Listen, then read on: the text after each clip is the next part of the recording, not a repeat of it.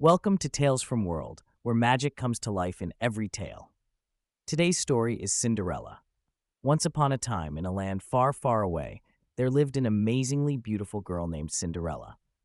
Her mother had passed away a very long time ago, and her father had lovingly brought her up on his own. However, Cinderella's life changed dramatically one day when her father remarried. Her father's new wife and her two stepsisters moved into Cinderella's house.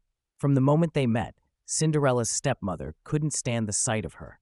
She and her two daughters were extremely jealous of Cinderella's beauty and kind heart. Unlike Cinderella, her stepsisters were not as beautiful and were rude and spoiled. One day, due to work reasons, Cinderella's father had to leave on a long journey. This was when Cinderella's stepmother and stepsisters turned her life into a living hell.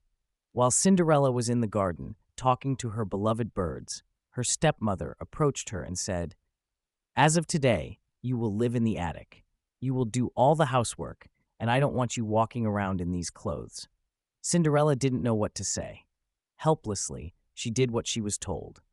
She packed her belongings and moved to the attic. From that day on, Cinderella began to do all the housework on her own. She would get very tired, but neither her stepmother nor her stepsisters felt sorry for her. "Wipe the floor again. Can't you see it's still dusty? You haven't done the laundry.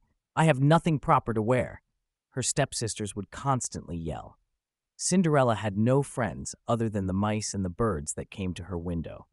Due to the cold, she would secretly go downstairs at night to warm herself near the dying fire by the chimney and fall asleep. One day, an announcement was made in the town by the kingdom. "Our prince will be holding a ball at the castle. All the girls who are eligible for marriage are invited." As soon as the stepsisters heard about the ball, they ran home and told their mother, "You will be the most beautiful girls at the ball. The prince must pick one of you. That way, we will all live in the palace, right, mother?" Their mother replied, "We must get some gowns and shoes for you girls. Let's go shopping." The stepmother and stepsisters left the house, and Cinderella, with a sad face, watched them go. The preparations for the ball went on for days. Both stepsisters had their gowns sewn, and every day they would look in the mirror and say, "We will be the most beautiful girls at the ball." Finally, the big day arrived. The stepsisters woke up very early and called for Cinderella. "Cinderella, Cinderella, hurry and come here. Where have you been? Hurry and prepare our bath." All day, Cinderella helped her stepsisters get ready. "Brush it gently. You're going to pull it out," they complained. Towards the evening, when all the preparations were done, Cinderella gathered all her courage and asked her stepmother, "Can I come to the ball too, please?" Her stepmother laughed. "Who you? The prince is looking for a wife, not for a maid, my dear." She and the stepsisters left for the castle, leaving Cinderella behind with a list of chores to finish before bed. Left alone, Cinderella began to cry. "Why can't I go to the castle too? If my parents were here, none of this would have happened." At that moment, a very bright light appeared. At first, Cinderella did not understand what it was. She stared at the light, and then suddenly, a beautiful fairy appeared in the middle of it. "My beautiful Cinderella, don't cry. You too will go to the ball at the castle," said the fairy. Cinderella could not believe her eyes and asked in shock, "Can I go? Just look at me." "Do not worry. I'm here to help you," the fairy replied.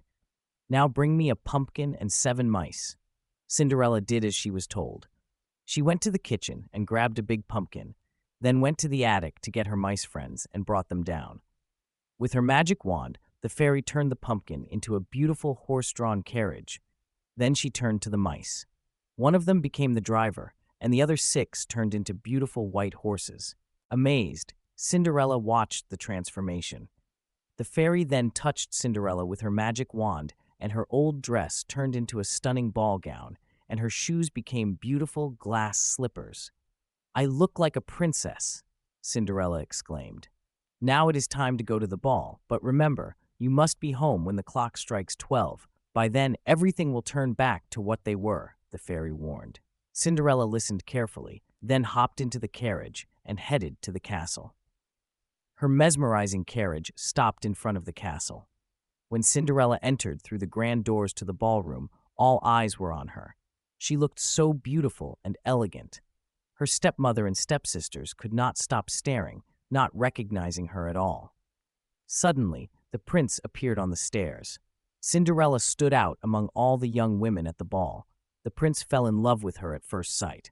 With everyone watching curiously, he walked down the stairs and approached her. The stepsisters were very excited, thinking the prince was coming to them, but he passed by and stopped in front of Cinderella. "Most beautiful young lady, would you please allow this dance?" the prince asked.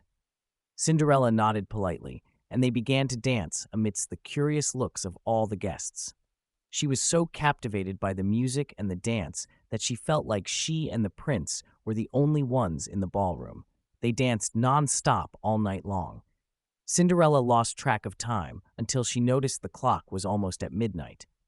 Remembering the fairy's warning, she panicked and began to run, leaving the prince behind.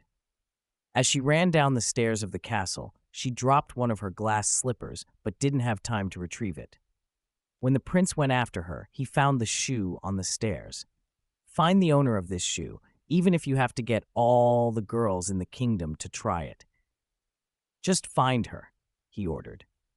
Cinderella came home breathless and went straight to the attic.